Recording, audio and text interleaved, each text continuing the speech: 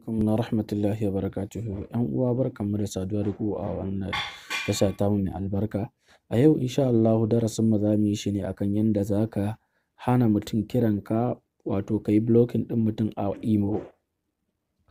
Yauwa, to mu shiga cikin, ku yi mana subscribe, mu shiga cikin lecture yanzu. Farko za ka fara shiga cikin imo ɗinka. Misali yanzu ga wannan number, zan yi blocking ɗin wannan. Na buɗe lambar sai ka danna wannan gurin ɗigo-ɗigon guda uku, sai ka danna view profile.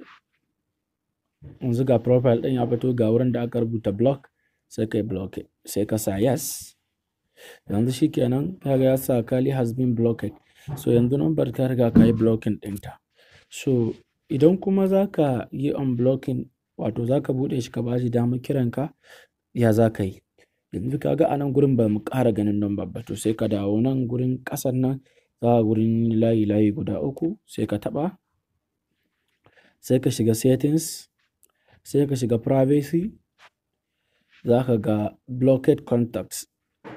Ga lambobin nan da na ta blocking, sai ka yi scrolling ka duba sunan mutumin da ka yi blocking. Ɗazu mun yi blocking ɗin wa Kali.